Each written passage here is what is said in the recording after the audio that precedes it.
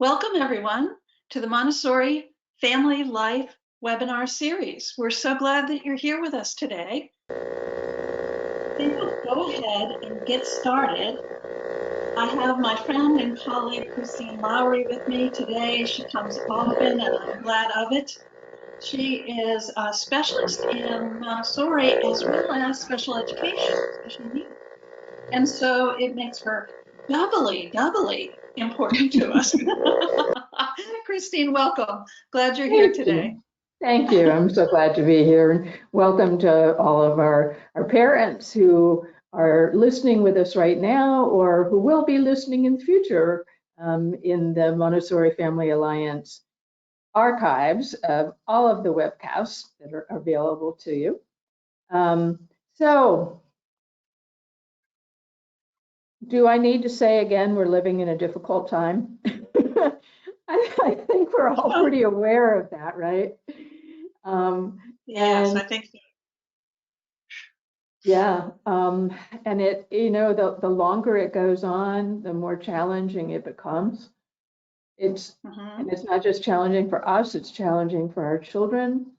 So I know that we're hearing from lots of folks that it's really getting to a point where their kids seem really stressed out, and as parents, we're stressed out. It's, you know, you can love your child more than anything in the universe, but 24/7, it's kind of challenging. It can be. It can be. Right, right. So, so what we're going to be talking about today is basically how can we, rather than experience the challenging behavior that maybe we're not so sure to deal with, we're going to talk today about how we can actually partner with our children to help calm the situation and to kind of problem solve some of those situations with our children. So I want to start a little bit with, I think it's always helpful if we remind ourselves of what is developmentally appropriate at different stages. So some of you, so some of you might have infants and toddlers, and you know, infants, most of us are pretty good at accepting the fact that infants have needs. They make them known in various kinds of vocalizations, some of which can be high stress if your kid is screaming, and you realize your infant is old enough now that you realize that that particular scream means I'm hungry, feed me now.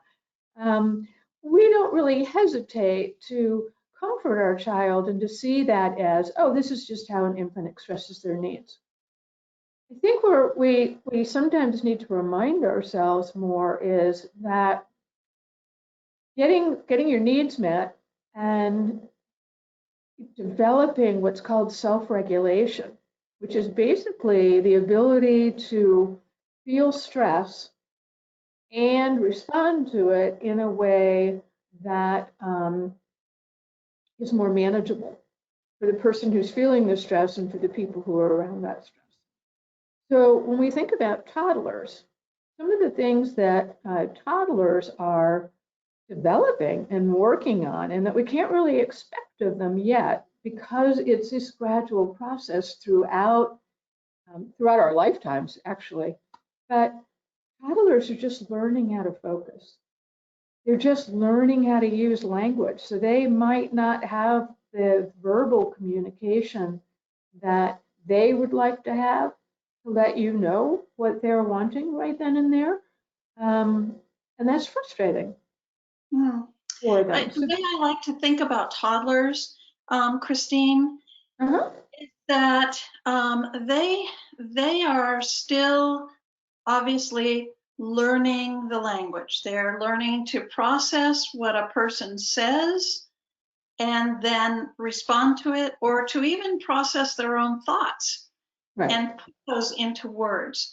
And that takes, first of all, if they know and have the language to express it, it still takes a little while. So even when we ask a toddler to do something for us, we have to remember, or not necessarily for us, but when we ask them to do something, we have to remember that they have to process our words first, that anything that comes outside of their head has to be processed.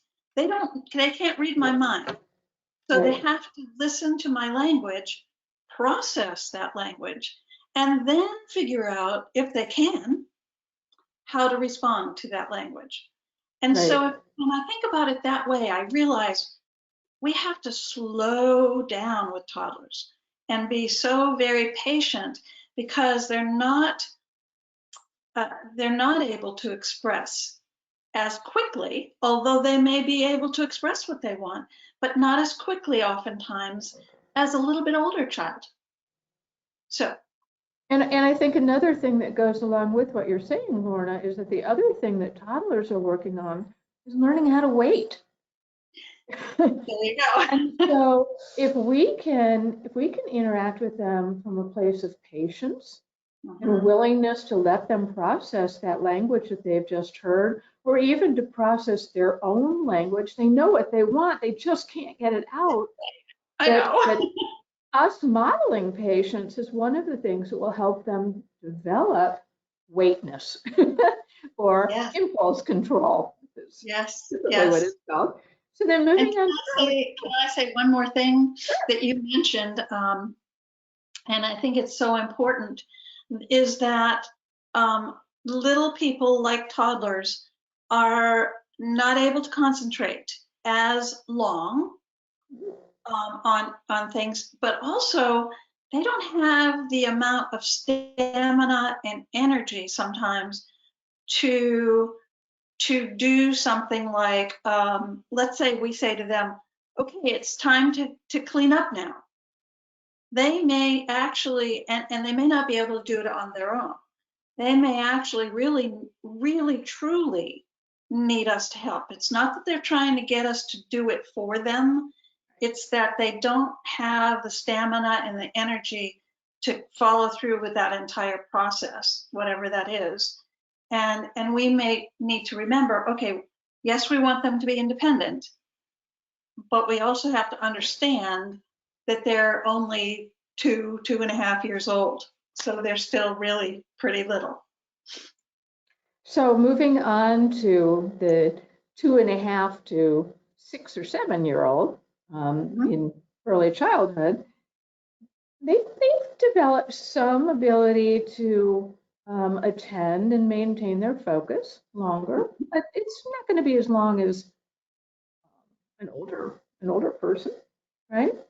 We know that children at that age can persist a little bit longer. They have a little bit better what's called frustration tolerance.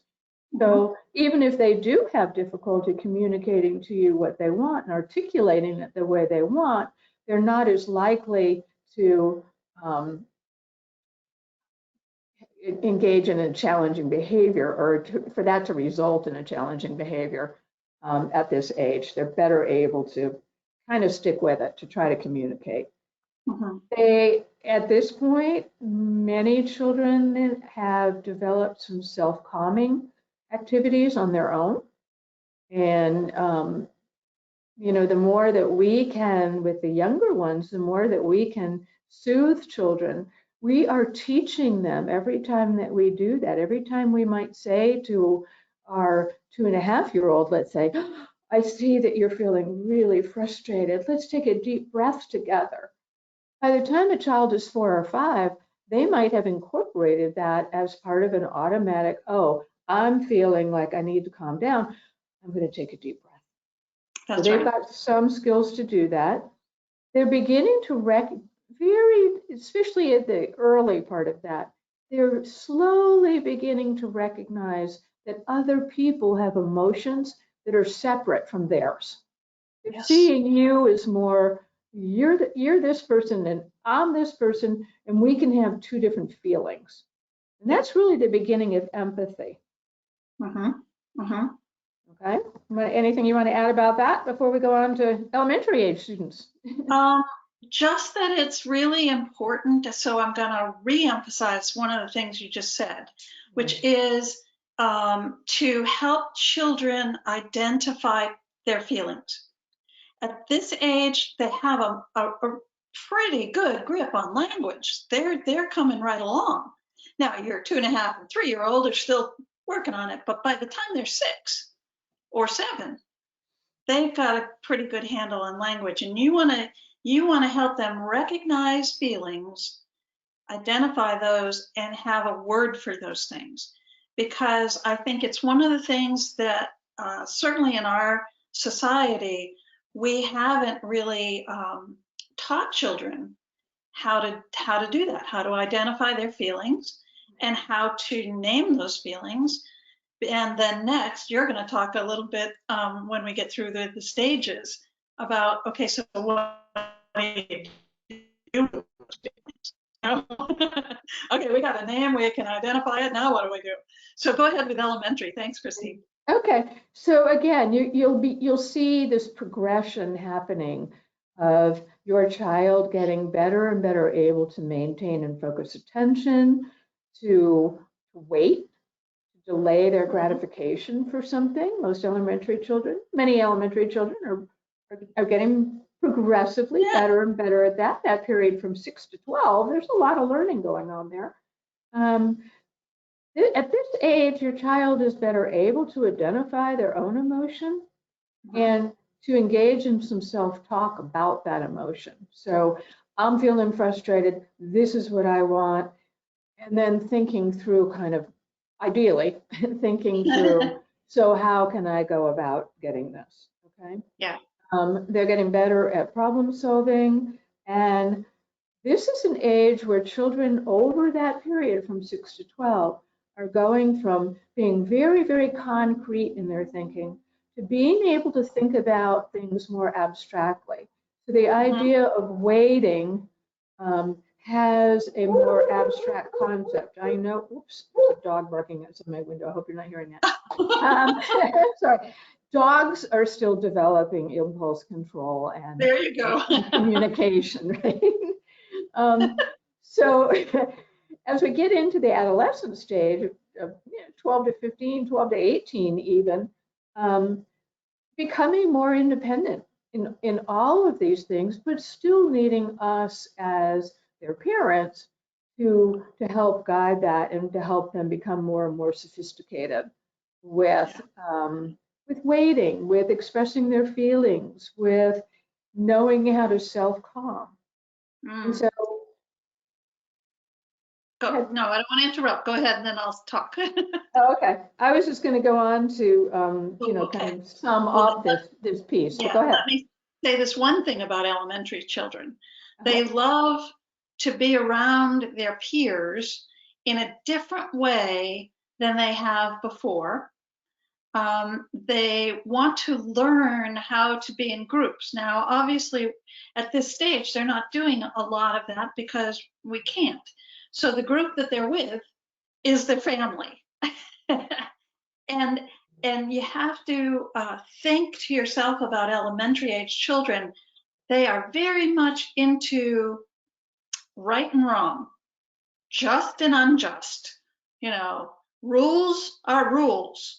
Or maybe they're not. Maybe we can make up our own rules. Or maybe I can make up rules and make you follow my rules. They're all about trying to figure that whole situation out. And so a lot of times, you might think that an elementary child is tattling on another child, reporting to you about another person's behavior, being the police officer in your house, because they want to make sure everybody is following the rules, doing what they're supposed to do, and that things are fair. Fair is a huge word for elementary children. And I always like to throw in that fair doesn't mean equal. Right. And that's an important concept for children and adults to learn. So let's go on to adolescents. Woo.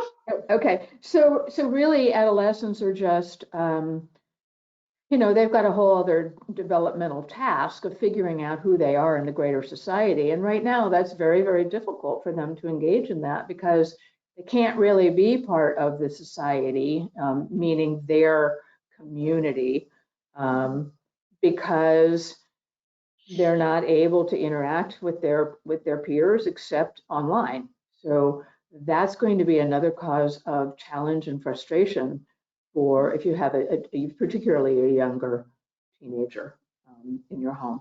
But at all of these levels, we know from a lot of work that's been done at Duke University that in order for children to learn how to self-regulate, how to have stress in their lives, which can be a good thing. Stress is important. We all have stress. It's what we how we manage it and what we do with that. And so one thing that we as parents need to do to be able to partner with our children is to do what's called co-regulate. And what that really means is that a child of any age over this entire period from infancy through adolescence develops a sense of self-regulation from a warm, responsive, sensitive relationship with an adult. And you're the most important adult in your child's life. So we have to look at our own ability to self-regulate so that we can be models, essentially, for our child. Now, there's a neurological reason for this in that in the tremendous amount of research that's been done in neurobiology and neuropsychology over the past 10, 15 years, it's been discovered that human beings, and there's some look at animals too, have what are called mirror neurons. And that is our brain's automatic tendency to kind of sync with the people that we're with. So if our response to a child's behavior is, this is so challenging, I'm so frustrating, this kid is really I'm just having a really hard time with this, the child's response is going to be to mirror that feeling, that attitude, that emotion. It's unconscious. It's not a decision that we make. So if we can, in the face of this challenging behavior and our own stress and our own frustration with what's going on, particularly these days, we can intentionally bring ourselves to a more calm place so that we can help our child feel safe and secure. Is the first most important part of co-regulation. And know that we're going to be reliable in our reaction to them. Know that they can trust us because we're not going to fly off the handle with them. We're going to the best of our ability, we are human beings, I understand, but to the best of our ability, we're going to try to stay calm. Part of the way that we show that is by our tone of voice, by our facial expression, by our body language. And these are all ways that our child is going to reflect our calmness. Now, I'll tell you a really, really quick story. When my daughter was 8 or 9, somewhere in there, I was not being very regulated with her one day. And I kind of let my frustration get the best of me. And I was talking to her about whatever it was she had done that I didn't think she should be doing. And she got this very pensive look on her face. And she looked up at me. And she was looking, and she's kind of doing her head like this. And I said to her, "What?" And she looked at me and she said, "Have you ever looked at yourself in the mirror when you're angry? You look really funny." Well, we both just burst into laughter. I thought, how observant of my 8-year-old to not get caught up in my frustration, but to have her own observation of it. So just an example of the beauty and wonder of children too, right? So this idea that we need to be aware of our own emotions. We have to have a way of handling our stress, and we have to really think about, well, what are my sort of unconscious beliefs about children and how they ought to be and how they ought to be acting and what they ought to be able to do and should be doing and could be doing and all of that. And I think one of the things that can really help us is if we when we're thinking about children, if we try to eliminate those words could, should, ought, and would, Yeah. with the idea that children want to do the right thing. All They do. children. They All do. children want to do the right thing. Yeah. And if they could do better, they would do better. That comes Yes. directly from, that's almost a direct quote from Ross Greene. I wish that I had thought of that, but in his work with children, he came up, children would do better if they could do better. So our job is to Christine, think of, yes. we do have a question. Oh, great. So finish our job is to, that's what you Okay. started to. So our job is to think about how we can develop some tools that we can use when we become aware that we're feeling emotionally stressed by a behavior that we're seeing from our child that feels like a challenge. It's not a challenging behavior to the child, it's a challenge for us. Okay. And I'll give you a tool on how to do that in just a minute. Right. And I think one other thing to be aware of and conscious about is that we don't need to get caught up in our child's emotions. Right. Sometimes that's really what's causing us to react in a way that's not helpful. And I'll tell a little story about my daughter. When she was about, I think she was about 7 or 8 years old, somewhere around there, somewhere in elementary. And it was in the evening. And she came out of her room and I was in the living room, I was on the couch. She came in and she was just very, very upset. She's like, Mom, I want to wear my blue dress to school today. I had it all planned. I knew I was going to wear it tomorrow and it's in the laundry and I can't wear it. And basically she was on a little bit of a rant, if you will. And so what I did was I just took my deep breath that I always do and I just listened. And I only said, oh, really? That's upsetting. Huh. And after a while, I mean, and she went on for a while. It seemed like a long time. It probably wasn't as long as it felt like, but after a while, she sort of started to kind of come down.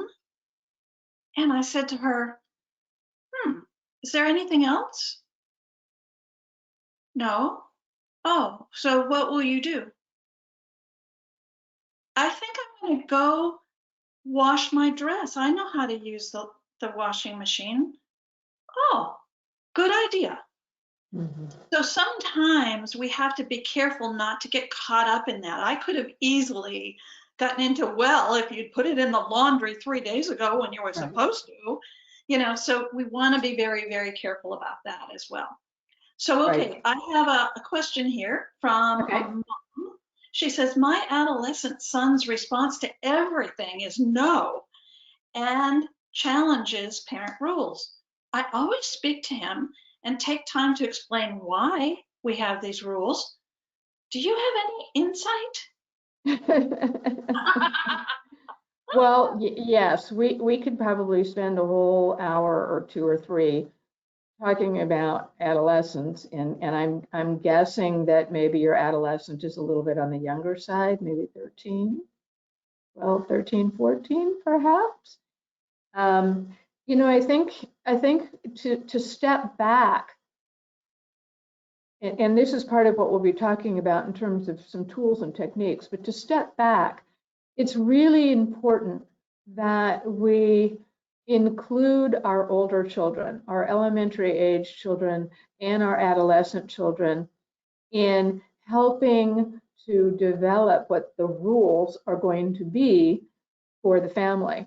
And I like to think of them actually rather than rules, because that word rule is kind of a trigger for a lot of people. They just automatically like, I'm not going to do a rule, That's the way it is.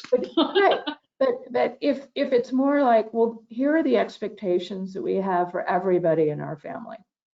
And it's not just the expectations that we have for you, it's the expectations that we have for ourselves as well. So let's talk about, let's sit down and have a chat, ideally with everyone in the family, if you if you had a teenage child and you had an early childhood child, I wouldn't necessarily have them in the same conversation. But your adolescent and the parenting adults in the family sit down and say, now, what kind of expectations do you think we should have for us all to get along? And in this difficult time, it might be a really good idea to have that conversation in terms of, so we're with each other all of the time, we're staying in the same house all of the time. Some of the expectations might be different now than they were 3 months ago, or that hopefully they'll be 3 months from now, but right now in this difficult situation. So adolescents want to feel a part of that developmental task that I briefly mentioned is that they are working on who am I in my society. Well, right now the society that they are in is the home and the family. And so having some input into thinking through things like, what do we all need to expect of each other and expect of ourselves during this challenging time? Then when it comes time to saying, oh, remember we had that expectation, we decided all together that if you dirty a dish, you rinse it off and you put it in the dishwasher right away, because we didn't like it when the dishes piled up in the sink. Then it's not about the rule. It's not about I said and you're the kid, so you've got to do it. But it's we all agreed to this. And maybe even go so far as to say, gosh, and you know what? I realized that yesterday I forgot to put my dish in the dishwasher and I had to come back to it and do it. So I know that sometimes, sometimes you forget. You're in a hurry to get on to the next thing. Remember, so if you wouldn't mind in the next little bit here, if you'd put your dish in the dishwasher, that'd be really helpful. That kind of attitude with a teenager can go a long way. Yes, I agree. I totally agree with you, Christine. Excellent explanation. Her son is 12, so you were absolutely right. He's young, just barely into his teen years. I think also I want to remind everybody, because this is one of my favorite things, that if whatever the situation is not an absolute, gotta get this decided right now, you can say, I've been concerned about that too. And I was wondering if maybe we should put that on our agenda for our family meeting this week. Because it gives us, the adolescent, a sense of, okay, I've got an important topic here that's going to go on the agenda. It also gives them time to think through and settle down a little bit, because then you're going to be talking about it at a neutral time where you can come up with that agreement that Christine was just talking about, where everybody is talking about it together and the family is coming up with an agreement for the whole family, for the little society that we have right there in our homes. So it's family meetings, don't forget them. Right. So one strategy that we can use, and over time we can teach to our children, but for now, to partner with our children, I'm going to suggest a strategy that we use as adults. So when you feel like there's a challenging behavior or a stressful situation that's coming up with your child, I would like to encourage you to immediately react to that with the thought, stop. It's self-talk. You're just speaking in your head. Stop. And then you want to create this little gap. So an easy way to do that is to just take a deep breath or 2 or 3. Nothing drastic is going to happen in the 0.35 seconds that it's going to take for you to take that deep breath. But what you're doing, again, if you want to look at it from a neurological point of view, you're going from, I'm getting an error message. Are you? Okay, that may not, I'm not freezing. Okay, so excuse me for the interruption. So you're going from your limbic brain, some people call it the lizard brain. It's a more primitive part of our brain that controls emotions, or it's the generator of emotions. So we want to get back to our prefrontal cortex. And so taking a deep breath, I stop, breath. Okay, now I can think. That's right. Okay, now I can begin to think about what I'm seeing and what's going on. It's a little bit of taking an emotional, mental, objective stance towards your child so that you can respond in a way that's going to be more positive and you're not getting caught up in it. And then you might want to take just one more deep breath, and now you're going to choose. So stop, think, choose, and just learn to use that as a internal vocalization to yourself when you're confronted with any kind of stress. But our own personal children know how to push our buttons, and they know what our triggers are better than anybody else. So it's a challenge. Boy, do they ever. Right? Okay, so I'm going to talk about the 5 R's. Yep. Now, I have to credit this. This is the work of Dr. Stuart Shanker, who's in Canada, and he has done a tremendous amount of work on self-regulation. He has a fabulous website that is mehrit.org,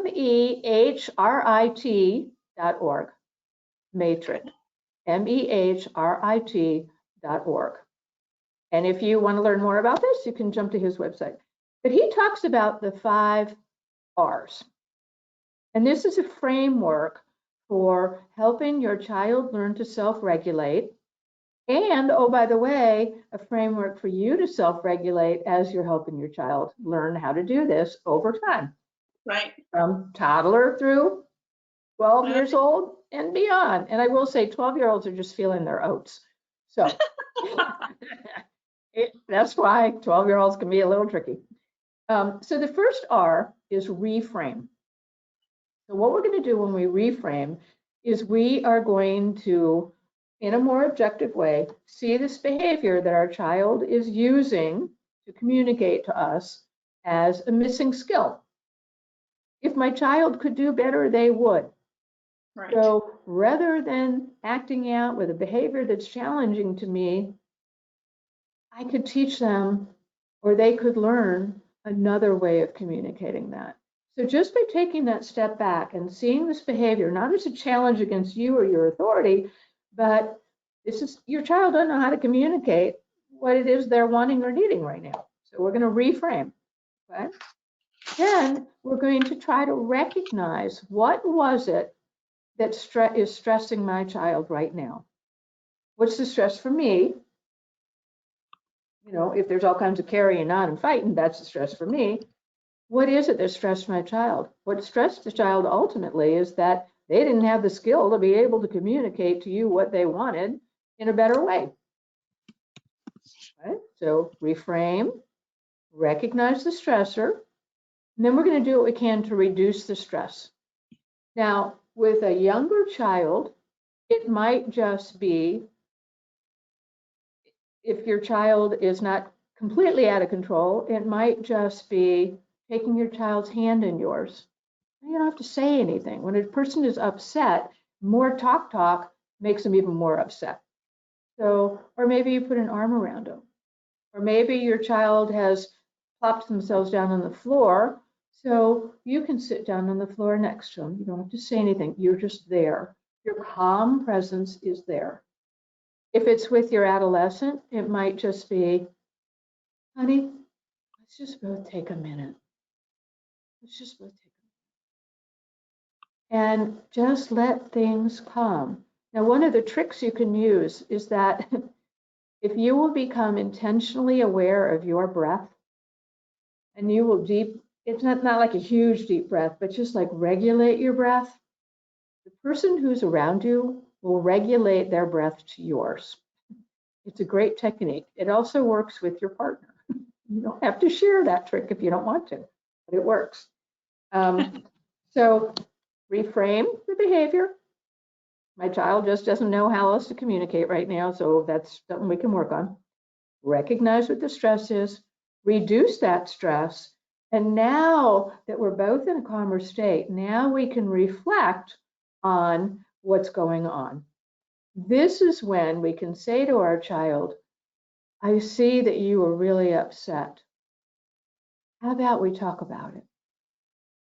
Can you tell me right now what you're upset about? And really, it's truly a question. If they say no, then okay, they can't. And you have to be a little flexible, and you know your child better than anybody else. You might have to say something like, well, can I mention to you what I noticed? I noticed that when, pick a situation, any situation, with a younger child, I noticed when you were trying to color in that part of your coloring book that a little bit of the crayon went outside of the lines. For some kids, that would be like, they flip out, right? I wonder if that's what you were feeling upset about. Try to engage them in a conversation about what they think happened, what it felt like. Well, how did you feel when that happened? Where did you feel it in your body when that happened? And then the final stage of that, if you can get to it in this time, is, well, I wonder what we could do together to help you with that. I wonder if there's another way that when that something happens, maybe you could say to me, Mom, I'm really frustrated because fill in the blank. And I could say, I hear you, or I could give you a signal, maybe I love you. And you agree on how together can you support this frustration, this challenge. What you're trying to do is to help your child learn the missing skill so that next time this stress comes up, they can stop, think, and choose over time. Yep. To be able to handle that. And then the last R is to respond with the empathy and the support. That's the problem solving part. That's the, gosh, honey, I know we all get frustrated. We all, it's hard not to get stressed right now. I feel stressed sometimes too.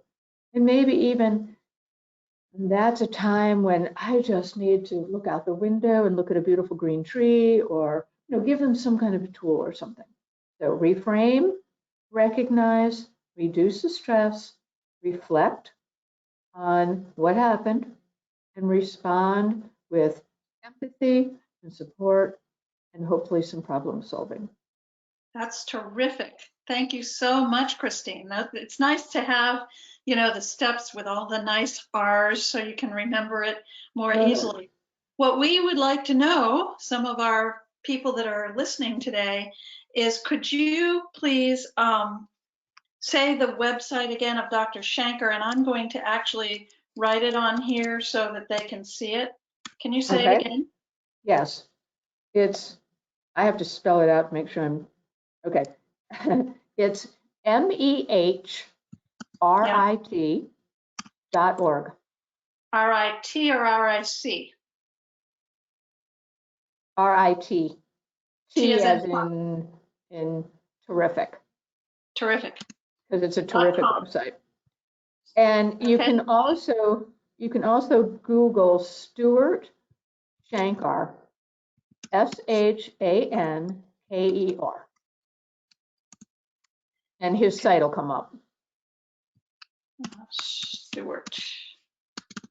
Okay, got it. Okay. So now in the handout, because I know we're getting almost to the end of our time here. We're doing very well, Christine. Thank you. Yes. In the handout that you can download and have on your own computer, there are 7 different breathing techniques that you can practice. But these are techniques specifically that children like to enjoy doing. And when I say children, I'm including teenagers, because to me, they're children. So these different techniques with some directions on what the kind of breathing is called and how to do that breathing. And this can be just a game that you play with your child. It's when you're both feeling stressed out, you can say, "Hey, let's do that lion's breath breathing. Want to do that with me?" And if they don't want to do it with you, that's fine. You can do it you can say, "Well, I'm going to do it because I think that will really help me to understand what you're feeling right now." Mhm. So those are on the handout. Do we have any other questions in the last couple of minutes? Let's see. Anybody else have any more questions? It's been great today. People have asked questions, and we've had lots of folks here today. Thank you so much for joining us. I do want to mention what'll be happening next week. Well, and maybe that'll give people a little time if they want to write a question. The next 2 Tuesdays, June 2nd and June 9th, we will have a panel of people who are on our team, our Montessori family support team. We will have a panel discussion for those 2 weeks called Families That Play Together, ... Weather Tough Times Together. And we are going to give you ideas for different kinds of play. And we will break it up into physical activities, more creative type activities, and more, I haven't figured out what to call this one yet. One of my colleagues said cerebral. Cerebral sounds so cerebral that I was thinking maybe brainy or something. I don't know. Anyways, it should be a really good session. So let me see. I don't see anybody else with questions. So Christine, I think we're going to close for, oh wait, no, okay. Yes, we're going to close for today. Thank you so much for joining me. Thank you all for joining me. We'll see you next Tuesday.